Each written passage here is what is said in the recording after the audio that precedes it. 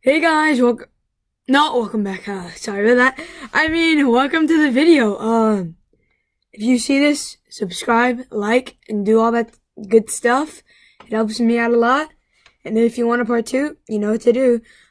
Comment things I should add to the story or things that just doesn't fit well. Okay, and let's get into it. Look at my cork, Izuku. I bet it's better than yours.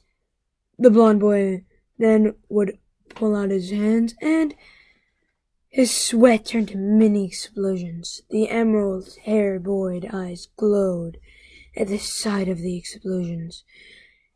He was just a bit jealous. He wished he had a cork like him. It was as if his body was drawn to the blonde boy's body. His hand reaching to make skin contact. As that happened, the explosion stopped. Izuku's hands started to light up in explosions. The blonde-haired boy looked in fear. He could no longer use his cork. He then looked at Izuku. You're a thief! No, a monster! Stay away from me! Why would you steal it? Izuku, now realizing what he had done, quickly transferred back the cork. He looked at his hands as if they had the devil's horns on them. He bit his hand in disgust, trying to rip it off, as the teacher tried to stop him. He then froze there in silence, not knowing what he had done. As Izuku grew up, he now had gloves on his hands, so that incident could never happen again. Most of the students at his school thought he was a monster. It was about Izuku was in the corner alone. No one to talk to but himself. Only stares as everyone looked at him as if he was a monster. I would pass out Kritos, but I know all of you want to be heroes, as the teacher threw papers into the sky. Let's see, Bakugo and Midoriya are both trying out for UA.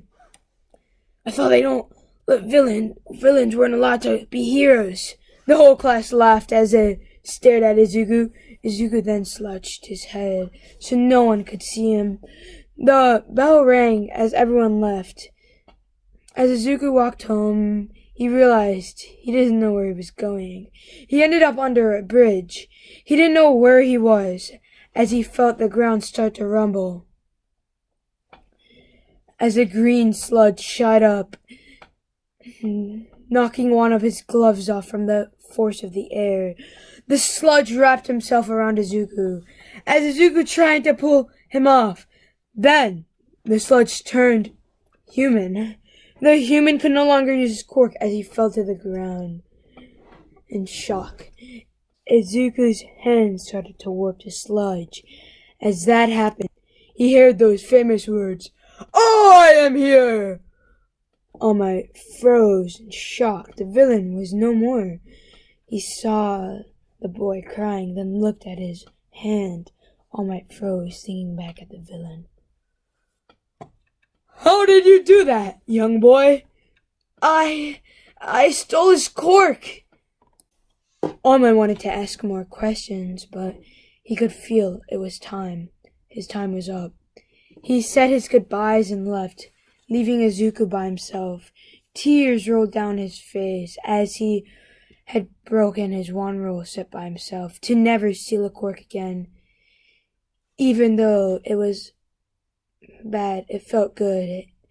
It craved his hunger somehow, a crave of corks. That was only a side dish, though. Before he could think of anything, he quickly slid his glove on. He then walked home in a shame. When he got home, he saw his mom, the only person who cared about him. Even though he ignored his mom and walked straight to his room, slamming the door, he went to bed thinking how his cork was a curse. While a man dressed in black was informed that there was someone like him. He smirked, then said, "Keep a close eye on him." While that happened, All Might met up with an old friend of his. The next day, Izuku went to go run some errands.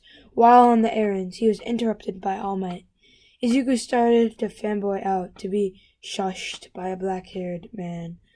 The man looked like he had not slept in days. All Might then said, "Considering how dangerous your quirk is, me and one of my colleagues recommend you this guy to teach you how to better understand your responsibilities and the limits of your quirks." Izuku realized who it was. It was Eraserhead. He then accepted because he wanted to be taught by a hero. The next day, after school, he headed to a beach to find Ozawa. Ozawa handed him a stained piece of paper that was if it was from like a napkin.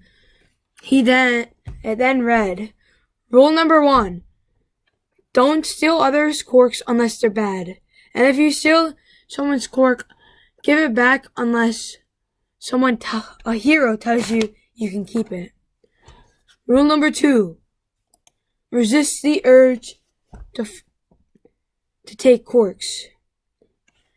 And then it read a schedule for stuff to do on Monday, Tuesday, Wednesday, Thursday, Friday, Saturday, and Sunday. Izuku looked at this in amaze, thinking how hard it would be.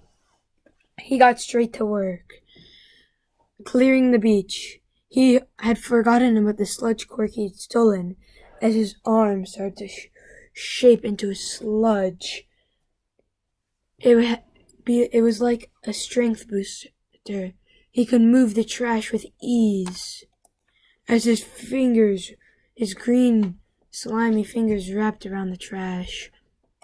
Adzara, not knowing that he had already stolen a quirk, was amazed of how he was using his newfound quirk.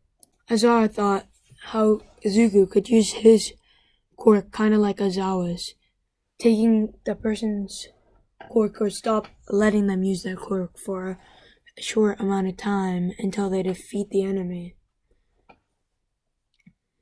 The training went on for many days.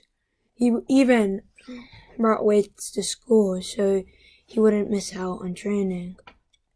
It was the day of the UA exam. Okay guys, that's actually gonna be it for now. Stay tuned, I guess, for part 2 if you want it. Remember, also comment things I did wrong or things you would like me to add. Subscribe, share this with a friend. That will really help me out. Can we try to get 69 subs? I don't know if that's asking for too much. And